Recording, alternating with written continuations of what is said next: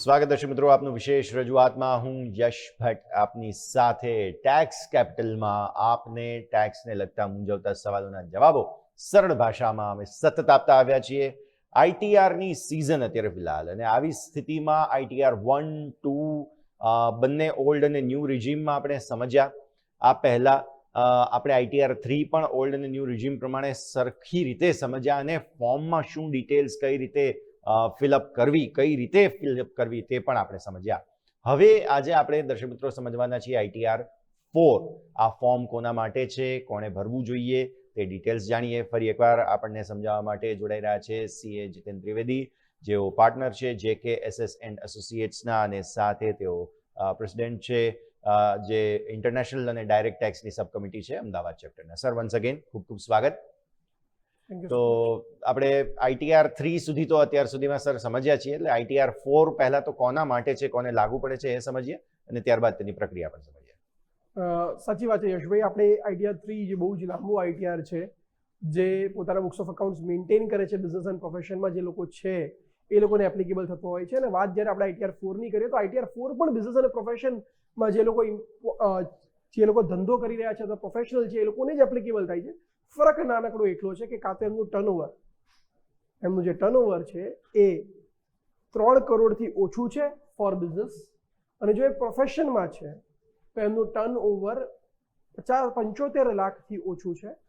પણ ઇમ્પોર્ટન્ટ વસ્તુ એ જેટલું પણ ટર્નઓવર છે એના એક અમુક fix percentage as a profit બતાવવા માટે રેડી છે. એટલે જો એમને જે પણ ટર્નઓવર બેન્કિંગ ચેનલથી થાય છે એના 6%, નોન બેન્કિંગ ચેનલથી થાય છે એના મિનિમમ 8%, અને પ્રોફેશનલ છે તો બેન્કિંગ હોય કે નોન બેન્કિંગ ચેનલથી એમની જેટલી પણ ટર્નઓવર થતી હોય એની 50%. એ જો એટલી આવક બતાવવા રેડી છે એ તો સરકાર કહે છે તમે બુક્સ ઓફ એકાઉન્ટ્સ મેન્ટેન ના કરો, ચાલશે, પણ અમે ખાલી ને ખાલી તમારું આવક જે ટર્નઓવર જે છે એનું પ્રૂફ અને તમે જે પ્રોફિટ ગણ્યો છે એને કમ્પેર કરશું. ઓફકોર્સ તમે જે પ્રોફિટ તમારો મેન્શન કરશો એ મિનિમમ 6 અને 8% હોવો જોઈએ, અથવા મિનિમમ 50% હોવો જોઈએ. એકચ્યુઅલ પ્રોફિટ જો એનાથી વધારે છે તો ડેફિનેટલી તમે એ પ્રોફિટ મેન્શન કરી શકો છો. એટલે આઈટીઆર 4 એપ્લિકેબલ છે એવા નાના બિઝનેસ એન્ડ પ્રોફેશન લોકો માટે જેનું ટર્નઓવર 3 કરોડથી ઓછું છે ફોર બિઝનેસ, અથવા ફોર પ્રોફેશન એનું ટર્નઓવર 75 લાખથી ઓછું છે. નોન ઓડિટ કેસીસ છે એ લોકોને બુક્સ ઓફ એકાઉન્ટ્સ મેન્ટેન કરવાની જરૂર નથી, અને એમને audit of books of accounts પણ કરાવવાની જરૂર નથી. હવે આપણે સમજીએ કે આઈટીઆર 4માં કઈ ડિટેલ રાખવાની છે. જ્યારે પહેલી વાર આઈટીઆર 1 અને 4 આજથી 6 વર્ષ પહેલા ઇન્ટ્રોડ્યુસ થયા હતા, સહજ અને સુગમ નામ આપવામાં આવ્યું હતું કે બહુ સિમ્પલ ફોર્મ્સ જે આપણા દેશના પ્રધાનમંત્રી કે આપણે જે સરકારની વાત કરતા હોઈએ, જે ફિનાન્સ મિનિસ્ટર હતા, એમણે એનાઉન્સમેન્ટ કર્યું હતું કે અમે એકદમ ઇઝી કરવા માંગીએ છીએ ફોર રિટર્ન ફાઇલિંગ પ્રોસેસ. અમે ઇઝી કરવા માંગીએ છીએ, નાના કરદાતાઓને હેરાન નથી કરવા માંગતા અને પોતાનું રિટર્ન જાતે ફાઇલ કરી શકે. તો હું મારી દ્રષ્ટિએ જો આન્સર આપું તો એમ કહીશ કે આઈટીઆર 1 અને 4 બહુ જ સિમ્પલ હોય છે, જે કરદાતાઓ પોતાની રિટર્ન ફાઇલ કરી શકતા હોય છે. તો સમજીએ આપણે આઈટીઆર 4માં જેમ આપણે આગળ લોગિન કરીએ દર વખત જેવી રીતના કરીએ છીએ એવી જ રીતના પાન અને પાસવર્ડ જોડે તમને ડિટેલ્સ આવે છે કે તમારે કયું રિટર્ન ફાઇલ કરવું છે. આઈટીઆર 4 જેવું તમે સિલેક્ટ કરશો તમારે આખો એક લિંક ઓપન થઈ જશે. 3 સ્ટેપ્સ છે. એક, પહેલી બેઝિક ઇન્ફોર્મેશન, તમે કેમ રિટર્ન ફાઇલ કર્યા છો, બીકોઝ મારી ટેક્સેબલ ઇન્કમ 2.5 લાખ કે 4 લાખથી વધારે છે. It is more than the basic information limit. Second, મારે ઇન્ફોર્મેશન આપવાની છે, એટલે હું મારી પર્સનલ ઇન્ફોર્મેશન એકવાર ચેક કરી લઉં કે જો બધું બરાબર હોય તો હું આગળ વધી શકું. મેં બધી ઇન્ફોર્મેશન ચેક કરી જે મેં રિટર્ન જ્યારે મારું પ્રોફાઇલ બનાવી ત્યારે નાખી હતી, બધી મને ઓકે લાગી. વેરી ઇમ્પોર્ટન્ટ, બેંક વેલિડેટ હશે તો જ રિફંડ બેંકના ખાતામાં જમા થશે. હું તમને એક ઇન્ફોર્મેશન આપવા માંગુ છું કે હમણાં અમે જ્યારે રિટર્ન્સ ફાઇલ કર્યા તો within 24 hours maximum returns process થઈ રહ્યા છે, અને રિફંડ પણ 3 દિવસની અંદર સરકાર ખાતાઓમાં આપી રહી છે, વિચ ઇઝ અનબિલીવેબલ. આટલી સ્પીડ સાથે કામ થઈ રહ્યું છે. તો એ જો નોમિનેટેડ હશે, વેલિડેટેડ હશે તો જ તમારા ખાતામાં તમને રિફંડ મળી શકશે. તો તમારે અહીંયા બેંક અકાઉન્ટ વેલિડેટ કરાવવી જરૂરી છે. વેલિડેશનનો પ્રોસેસ બહુ સિમ્પલ હોય છે. તમારો જે ઈમેલ આઈડી અને મોબાઈલ નંબર બેંકની સાથે એસોસિએટ હોય એ જ તમારો ઇન્કમ ટેક્સના લોગિન સાથે એસોસિએટ હોવો જોઈએ, અને તમારી બેંકની details, IFSC code, bank account number, branch અને બેંકનું નામ, એ ડિટેલ્સ તમારે નાખવાની. તમારો પાનમાં જે નામ છે એ જ તમારા બેન્કિંગ ડિટેલ્સમાં હોય તો એની મેળે વિધિન અ ડે યુઝ્યુઅલી તમારી બેંક વેલિડેટ થઈ જતી હોય છે, ઇન્ફોર્મેશન જતી હોય છે બેંકની અંદર, અને બેંક બધી વસ્તુઓ ચેક કરી અને એને ઓકે કરી દેતી હોય છે. એટલે ઇન્કમ ટેક્સ વાળા કહે છે કે this bank details are validated. તમે જે પણ તમને રિફંડ એપ્લિકેબલ થતું હશે એ આ બેંકોમાં ખાતાઓમાં તમને આપવામાં આવશે. એ બંનેને વેલિડેટ કરીને રાખી છે. એમની 2 એકાઉન્ટ છે, બંને ડિટેલ્સ અહીંયા નાખેલી છે. હવે આપણે આગળ જ્યારે વધીએ તો ઇમ્પોર્ટન્ટ વસ્તુ છે કે એમની ગ્રોસ ટોટલ ઇન્કમ કઈ આવે છે. Very important. અહીંયા આવી ગયું income from business and profession. કોઈ શેડ્યુલ નહીં, કોઈ પીએનએલ નહીં, કોઈ ટ્રેડિંગ અકાઉન્ટ નહીં, કોઈ મેન્યુફેક્ચરિંગ અકાઉન્ટ નહીં, કોઈ બેલેન્સ શીટ. ફક્ત ને ફક્ત તમારી ઇન્ફોર્મેશન આપવાની છે કે તમે બિઝનેસ કરો છો, કે તમે પ્રોફેશનલ છો, કે પછી તમે ટ્રક ટ્રાન્સપોર્ટનો બિઝનેસ કરી રહ્યા છો, તમે ગુડ્સ કેરેજનો ધંધો કરી રહ્યા છો. ફોર એક્ઝામ્પલ, તમે બિઝનેસમેન છો તો તમે અહીંયા ડિટેલ્સ નાખી શકો છો. એ બિઝનેસમેન છે, સર્વિસીસ આપી રહ્યા છે, ડિટેલ નાખેલી છે. હવે ઇમ્પોર્ટન્ટ છે gross turnover or total રિસીટ્સ 2 crores however is less than 5%, then even will be extended to 3 crore. એટલે કોને એપ્લિકેબલ છે? મેં તમને જેમ કીધું કે જો તમારું ટર્નઓવર 3 કરોડથી ઓછું છે, subject to EB1 plus B2, એટલે ઇન્ફોર્મેશન જો તમારે સમજવી હોય તો તમારું gross turnover through banking channel 95% અથવા એનાથી વધારે છે તો આ વખત લિમિટ 2 કરોડના બદલે 3 કરોડ છે. થોડું વિસ્તારમાં સમજીએ. હું કરિયાણાનો બિઝનેસ કરું છું, QR કોડ રાખું છું, બધા લોકોને કહું છું કેશ ના આપો, QR કોડની અંદર જ પેમેન્ટ કરો. મારું આખું ટર્નઓવર આવે છે 2.5 કરોડ રૂપિયા આખા વર્ષનું. 2.5 કરોડનું ટર્નઓવર છે, પણ બધા પેમેન્ટ મેં કેવી રીતે લીધા છે? QR કોડમાં લીધા છે. એટલે હું આ સિસ્ટમમાં ફોલ કરીશ કે મારું E1 ની નોર્મલ લિમિટ, એટલે કે જે તમારી નોર્મલ લિમિટ ફોર 44 AD છે 2 કરોડ છે. But if E1B plus C, એટલે કે receipt of cash or any other mode other than banking mode, એ 5% અથવા એનાથી ઓછું છે, એટલે 95% ઓફ માય રેવન્યુ 2.5 કરોડના ટર્નઓવરની અંદર 2 કરોડ ને 48 લાખ રૂપિયા તો મને QR કોડથી મળ્યા હતા.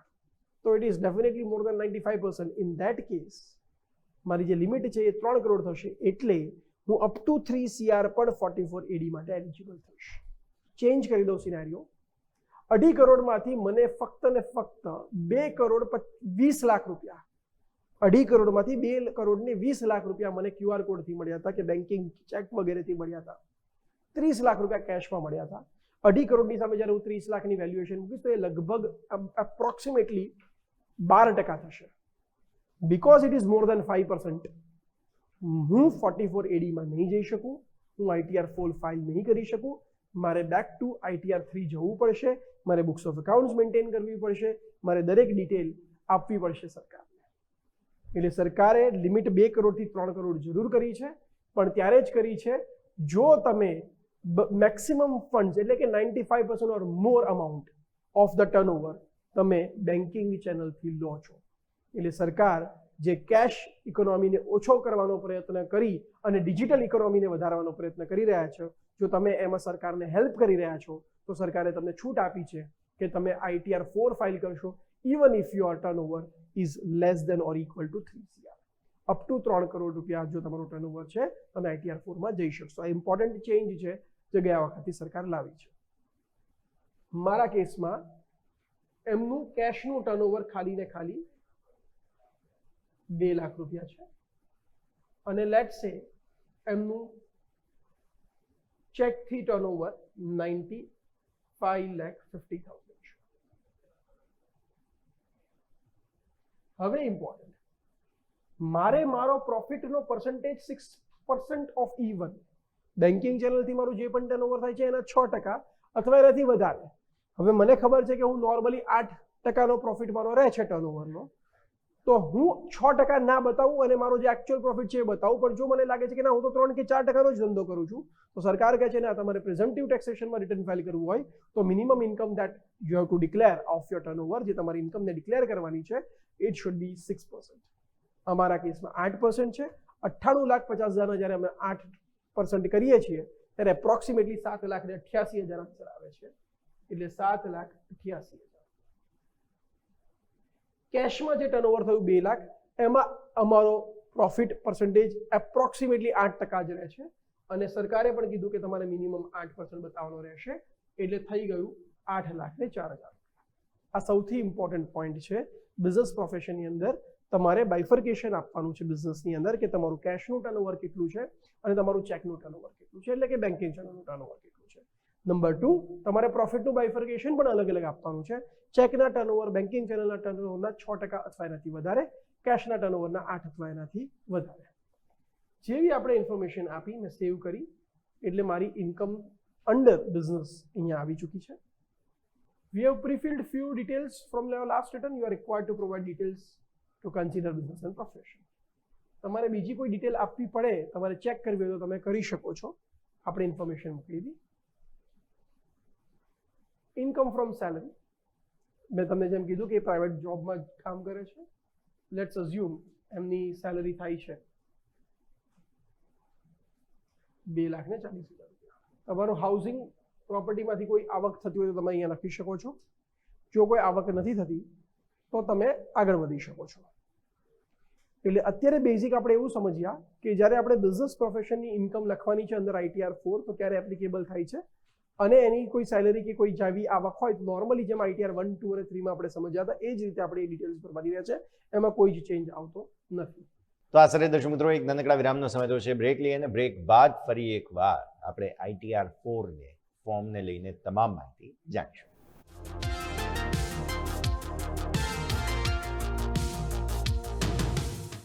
બ્રેક બાદ આપનું સ્વાગત છે દર્શક મિત્રો. ITR 4 આ જે ફોર્મ છે તે કોને લાગુ પડે તે તો આપણે સમજ્યા, પણ તેના ફોર્મમાં કયા કયા પ્રકારની ડિટેલ્સ જે છે તે ભરવાની રહેતી હોય છે અને શું પ્રક્રિયા હોય છે તે ફરી એકવાર જાણીએ. આપણી સાથે CA જીતેન ત્રિવેદી જોડાયેલા છે. સર, બ્રેક બાદ સ્વાગત. અને આપણે અત્યાર સુધીમાં જે બેઝિક ડિટેલ્સ સમજ્યા, ત્યારબાદ હવે આગળના કયા કયા ડિટેલ્સ આપણે ફિલઅપ કરવાના રહેશે? રાઈટ, થેન્ક યુ યશભાઈ. આપણે જેમ સમજ્યા કે અત્યાર સુધી બિઝનેસ પ્રોફેશનમાં જો તમારું ટર્નઓવર 2 કરોડ અથવા 3 કરોડ બિઝનેસના વાતમાં અને પ્રોફેશનલ વાતમાં 75 લાખથી ઓછું હોય તો ડેફિનેટલી તમે ITR 4 ફાઇલ કરી શકો છો. હાવેવર, તમારું જે પણ બેન્કિંગ ચેનલનું ટર્નઓવર છે એના 6% અથવા એનાથી વધારેનો પ્રોફિટ દર્શાવવાનો રહેશે. જે નોન બેન્કિંગ ચેનલનું ટર્નઓવર છે એનું 8% અથવા એનાથી વધારેનો પ્રોફિટ તમારે દર્શાવવાનો રહેશે. આપણે જ્યારે આગળ વધીએ તો મેં બ્રેક પહેલા બિઝનેસ સેલરીની આવક નાખી દીધી. અધર સોર્સિસની અંદર કોઈ ઇન્ફોર્મેશન હોય તો તમે નાખી શકો છો. ડિટેલ્સ મારી પાસે ઓલરેડી રેડી છે. 2,70,000 રૂપિયા ઓલરેડી ડિટેલ અંદર આવેલી છે, તો મેં એ detail for example sir already auto populate થઈને આવી ચૂકી છે કે સેવિંગમાંથી તમને આટલું વ્યાજ મળ્યું છે, FDમાંથી એટલું મળ્યું છે અને ઇન્કમ ટેક્સ રિફંડમાંથી એટલું મળ્યું છે. એટલે આ ઇન્ફોર્મેશન ઓલરેડી આવી ગઈ છે. તમારે એમાં ચેન્જ કરો, તમે એને ટિક કરીને તમે એને વધારી કે ઘટાડી શકો છો if we agree or do not agree with the same. એ ઇન્ફોર્મેશન થઈ ગયા પછી આપણે જેવું કન્ફર્મ કર્યું એમની આવક આવી રહી છે 11,86,000 રૂપિયા. હવે ક્વેશ્ચન આવે છે કે તમારી કોઈ એક્ઝમ્પ્ટ ઇન્કમ હોય તો તમે એને અહીંયા ડિસ્ક્લોઝ કરી શકો છો. એવી એમની કોઈ ઇન્કમ છે નહીં.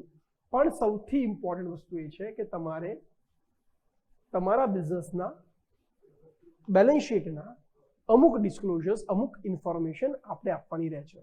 મિનિમમ 4 ઇન્ફોર્મેશન આપવાની રહેતી હોય છે. ફર્સ્ટ ઇન્ફોર્મેશન, તમારા ડેટર્સ કેટલા છે. સેકન્ડ ઇન્ફોર્મેશન, તમારા ક્રેડિટર્સ કેટલા છે. થર્ડ ઇન્ફોર્મેશન, તમારા સ્ટોકની કેટલી વેલ્યુ છે એઝ ઓન 31 માર્ચ 2026. 25-26ના વર્ષની આપણે વાત કરીએ તો 2026ના છેલ્લા દિવસે તમારો ક્લોઝિંગ સ્ટોક કેટલા રૂપિયાનો છે. અને last but not the least, તમારું કેશ અને બેંકનું બેલેન્સ કેટલું છે.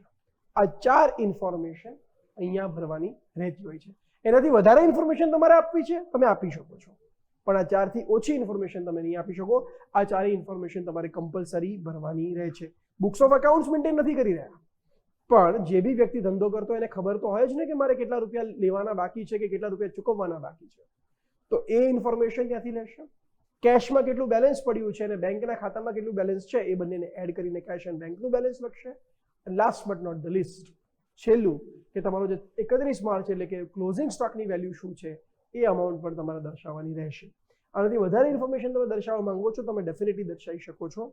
જેમ આપણે સમજ્યા હતા ITR 3 વખતે કે મારે આખી ઇન્ફોર્મેશન મારી પાસે છે તો હું દર્શાવવા રેડી છું કે મારા 6 લાખ રૂપિયાનું કેપિટલ છે. ફોર એક્ઝામ્પલ મારી 2 લાખ રૂપિયાની મેં અનસિક્યોર્ડ લોન લીધેલી છે. મારા ક્રેડિટર્સની વેલ્યુ 70,000 છે,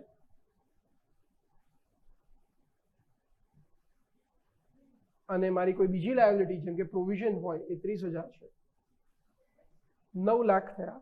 હવે ઇમ્પોર્ટન્ટ, અસેટ્સની જ્યારે તમે વાત કરો તો ડેપ્રિસિએશન પછીની જ વેલ્યુ લખવી પડશે, બીકોઝ ડેપ્રિસિએશન અલગથી બાદ નથી મળવાનો, બીકોઝ જે 6% અને 8% આપણે પ્રોફિટ દર્શાવી રહ્યા છે એ આફ્ટર ઓલ એક્સપેન્સીસ છે. ડેપ્રિસિએશન પણ આવી ગયું, એટલે ફોર એક્ઝામ્પલ મારા પાસે 1 લાખના અસેટ હતા, 6,750 ડેપ્રિસિએશન હતું, અથવા 80,000 ડેપ્રિસિએશન હતું એઝ પર બુક્સ, તો અહીંયા લખી દઈશ 80. લેટ્સ સે એમની પાસે 1 લાખ રૂપિયાનું ઇન્વેસ્ટમેન્ટ છે, એમની પાસે ઇન્વેન્ટરી નથી, એ બિઝનેસ નથી કરી રહ્યા, તો ઇન્વેન્ટરી નહીં હોય, બિઝનેસ કરી રહ્યા છે, તો લેટ્સ સે એમની પાસે 10,000નું ઇન્વેન્ટરી પડ્યું છે, ક્લોઝિંગ સ્ટોક પડ્યો છે. ડેટર્સની વેલ્યુ 2 લાખ રૂપિયા એમને લેવાના બાકી છે ડેટર્સ પાસેથી. એમનું બેંકનું બેલેન્સ 1,25,000 છે, એમની પાસે 60,000 રૂપિયા કેશમાં, 65,000 કેશમાં પડ્યા હતા 31 માર્ચે. 2 લાખ રૂપિયાની એમણે લોન આપેલી હતી, અને બીજા એક અસેટ રૂપે એમની પાસે 1,20,000 રૂપિયા બાકી હતા. અલ્ટિમેટલી જ્યારે આપણે ટેલી કર્યું તો 9 લાખ અને 9 લાખ ટેલી થઈ ગયું. મારે તમને ઇમ્પોર્ટન્ટ વસ્તુ છે અહીંયા બતાવવી છે, જે દર્શાવવી છે, એ આટલું જ છે દર્શક મિત્રો, કે જો તમે અહીંયા નીચે જશો, ઇન્સ્ટ્રક્શન્સ વાંચશો તો એમાં બહુ ક્લિયરલી લખ્યું છે E15, E19, 20, 21 and 22 are mandatory and others if available. E15 એટલે શું? E15 એટલે સંદિગ્ધ creditors. E19, 20, 21, 22 inventory, debtors, balance with bank અને બેલેન્સ ઇન કેશ. આ 5 ઇન્ફોર્મેશન કમ્પલસરીલી તમારે લખવી પડશે. બાકી ઇન્ફોર્મેશન લખશો, ઇફ અવેલેબલ, નથી અવેલેબલ લખવાની જરૂર નથી, પણ આ 5 ઇન્ફોર્મેશન સચોટ રીતે આપવાની રહેશે, બીકોઝ જો અસેસમેન્ટ નીકળશે તો આ 5 ઇન્ફોર્મેશન વેરીફાઈ થઈ શકે છે.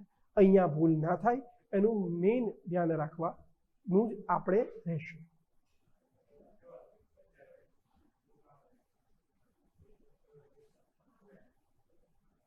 હવે ફોર એક્ઝામ્પલ ઇન્ફોર્મેશન તમે જીએસટીમાં ઇન્ક્લુડ થાઓ છો, બીકોઝ તમારું 2.5 કરોડનું ટર્નઓવર છે, તો તમારે અહીંયા તમારો જે પણ જીએસટી નંબર અથવા નંબર્સ છે એ લખવાના રહેશે. ગુજરાતમાં જે પણ વ્યક્તિ જીએસટીમાં હશે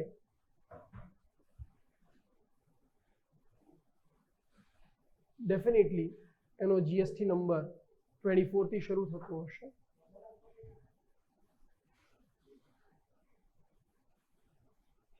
અને એમનું ટર્નઓવર જીએસટીમાં પણ 1 કરોડ ને 50,000 ગયું, 98 લાખ. અને ફોર એક્ઝામ્પલ બની શકે કે જીએસટીના ટર્નઓવરમાં કંઈ ડિફરન્સ હોય, બીકોઝ જીએસટીના નોર્મ્સ અલગ છે, જીએસટીના ટર્નઓવરના નોર્મ્સ અલગ છે, તો તમારે જે જીએસટી પ્રમાણેનું ટર્નઓવર થતું હોય એ ઇન્ફોર્મેશન અહીંયા લખવાની રહેશે.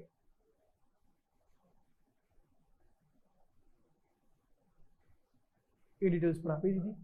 એક્ઝામ્પ્ટ ઇન્કમ ફોર રિપોર્ટિંગ પર્પઝ, 5,000થી વધારેનું એગ્રીકલ્ચર ઇન્કમ હોય કે બીજી કોઈ ઇન્કમ હોય એ પણ તમારે દર્શાવવાની રહેશે. અહીંયા એમની કોઈ એવી આવક નથી, એટલે આપણે અત્યારે દર્શાવી રહ્યા નથી. જેવી મેં ઇન્ફોર્મેશન આપી, નેક્સ્ટ પોઈન્ટ આવી ગયો ડિસ્ક્લોઝર ઓફ એલટીસીજી, એસટીસીજી. જો એમ મેં કીધું એમ શેર્સમાં ઇન્વેસ્ટ નથી કરતા તો definitely long term capital gain કે કશું આવતું નથી. આવતું તમારે 0 લખી દો, તમે એને ડિક્લેર કરી દો કે અમારી એવી કોઈ આવક નથી. Total deductions very important.